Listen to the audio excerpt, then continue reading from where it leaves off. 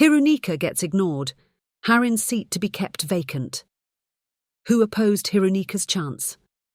Fonseka supports Ranil, gets attacked by SJB. Dilith's guerrilla marketing, an alliance bigger than the SJB. Wijaya's party too supports Ranil. Parties in North and East are divided. SLPP MPs change their home from Neelam Mawatha to Flower Road. Ranil campaigns in North and East. Namal's auspicious time wasn't good. Who pressurised Damika? Johnny proposed Namal. Dulles backs Sajith. Even SJB gets surprises. Sajith's days are hectic now.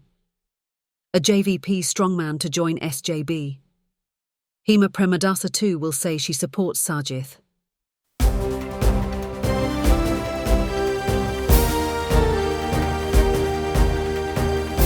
The leader, දේශයට මග කියන ප්‍රවෘත්ති පෙළගැස්ම. Hirunika gets ignored. Harin's seat to be kept vacant. The newsmakers early Saturday morning were the Harin Fernando and Manusha Nanayakara duo, whose parliamentary seats were annulled by the top court. Moments later, it was Hirunika Premachandra, with news getting viral that she will succeed Harin. But some warned Lakshman Fonseka against giving her the seat. Sujiwa Senasinghe, Upul Jayasuriya, as well as Muslim and Tamil parties in the SJB-led alliance too, were interested. So Sajith was in a fix, unable to choose between them. Now, a decision has been reached to defer a decision until the conclusion for the presidential polls, but no one will get it if Ranil dissolves parliament before election day. The newsmaker thereafter was Dilith Jayaweera, who had withdrawn from the presidential race. A letter attributed to him was shared on social media, but it was only fake, imitating Damika Pereira's letter to the SLPP General Secretary. Some say it was clearly a marketing tactic by Dilith. Sarath Fonseka was yet another newsmaker of the day. Returning from an India trip, he announced his resignation from both the SJB chairmanship and the party's electoral organiser for Kelaniya. He told the media that he will contest the election as an independent candidate. Fonseka promised to save the country from corruption and indiscipline, noting how he ended the war as the chief of the army. Worried by his entry in the presidential race, SJB media spokesman SM Marikar said Fonseka was denied by the party the opportunity to run for the presidency. Marikar said that it can be seen how Fonseka fulfills the contract given him by Ranil during the election. He said the field marshal has no programme whatsoever to build the nation. According to the SJB MP, Fonseka is contesting to influence Sajith's votes. But some say that without giving nominations, he could extend support to Ranil at the last moment. Critics note that Ranil uses persons like Fonseka to shatter Sajith's image. In an apparent reactive move to Sajith's Samagi Jana Sandanaya that was formed on the 8th, President Ranil Wickremesinghe too is planning a big alliance. Reports say it will comprise 20 to 25 parties and groups, and the launch is due on the 16th.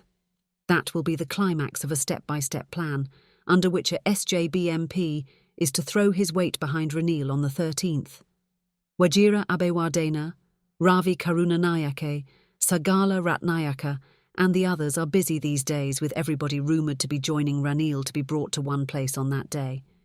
So, Sajith as well as Ranil will either open or close their saloon doors in the coming days. Patali Ranawaka's decision is due soon, while Rishad Bathiuddin had left the country to avoid pestering by both Sajith and Ranil. He returned on Saturday morning and said his decision will come on the 14th after consulting his supporters in the East. In the meantime, the Sri Lanka Mahajana Party will support Ranil, said its leader Asanka Nawaratne. The SLMP, formed by the late Wijaya Kumaratunga, was involved with Wimal Weerawansa, Udaya Gamanpila, and the Communist Party of Sri Lanka in recent months. Nawaratne was elected on the SLPP ticket at the last general election as a MP for Kurunegala. As the southern votes get distributed unevenly among the 4 key candidates, votes in the north and the east will prove crucial.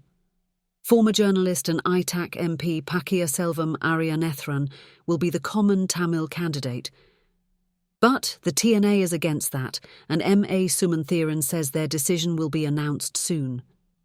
So, Tamil and Muslim parties in the two provinces are divided in their support. SLPP MPs switch from Nelam Mawatha to Flower Road.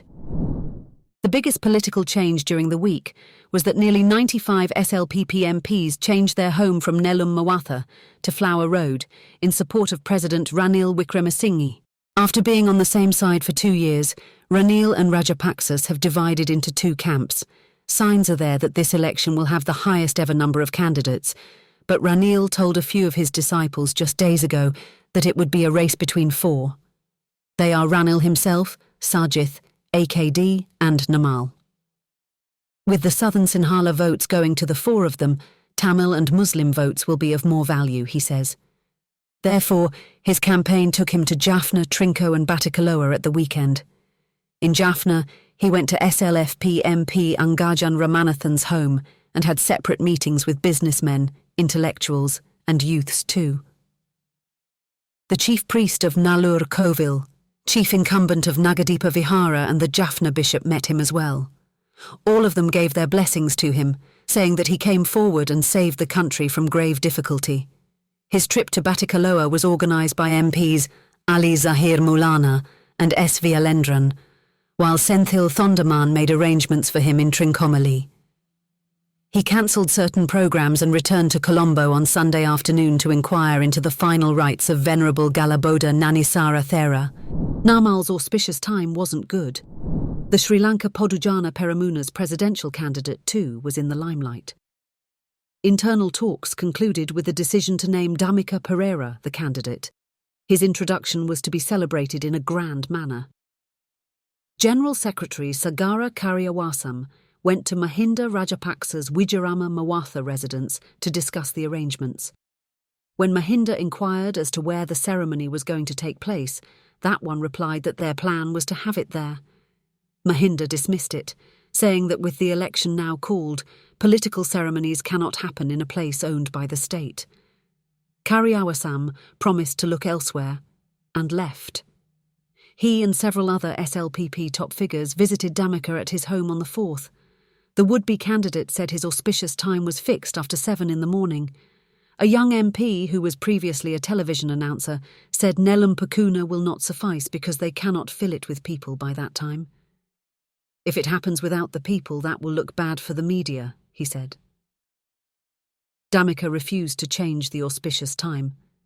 Then, they agreed to have a simple ceremony at the Nelam Mawatha office. Basil's people say that despite all that, Dhammika called a top man at Nelam Mawatha on the following morning.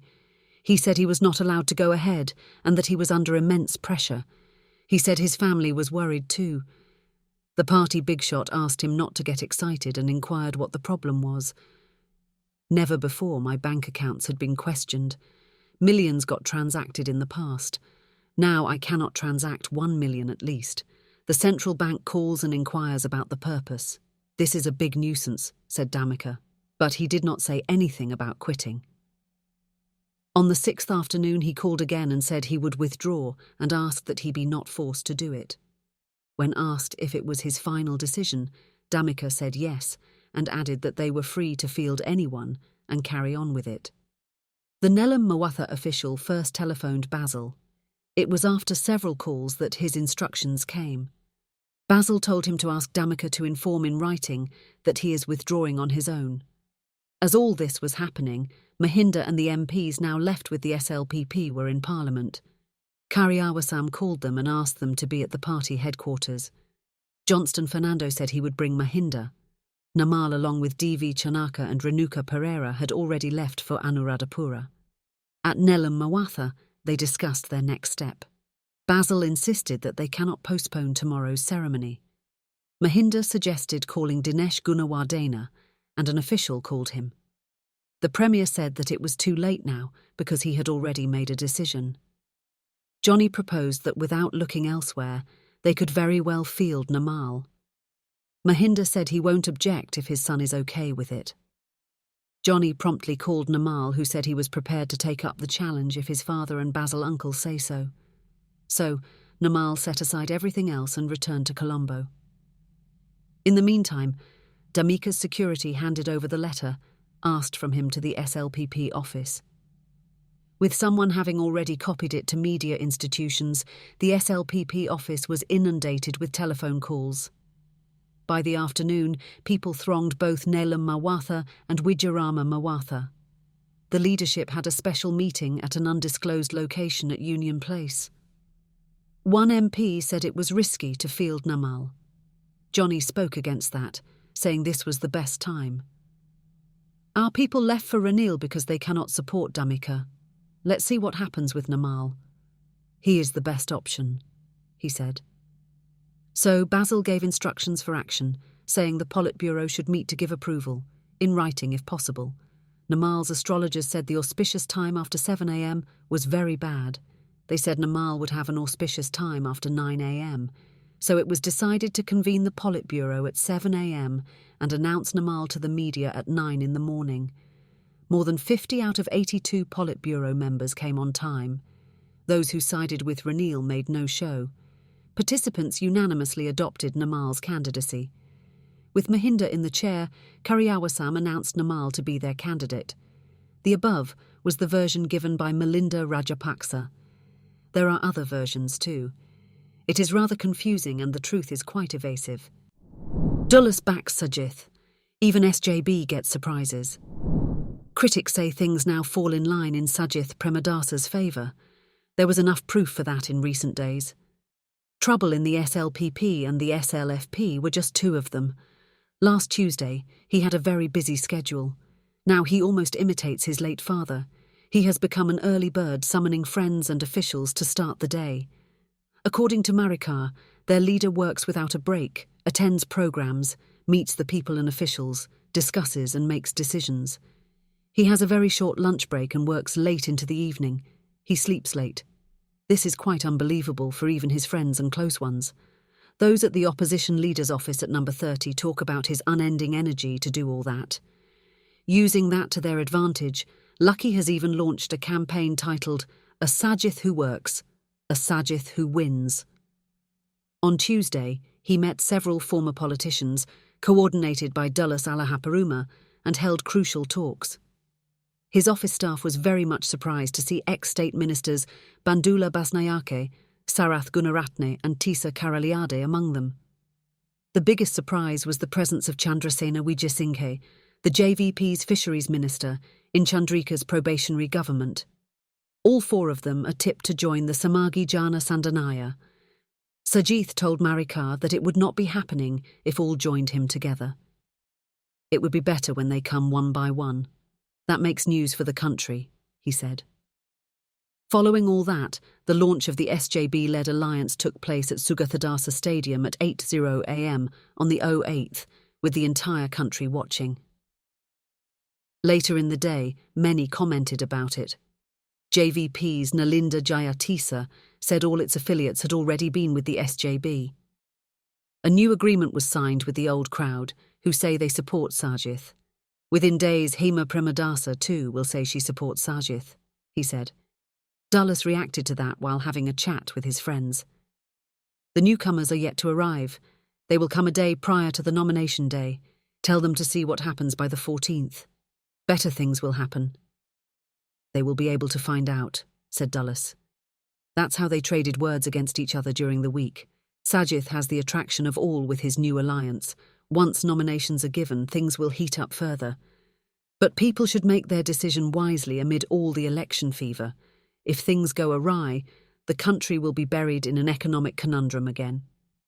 That's it for today.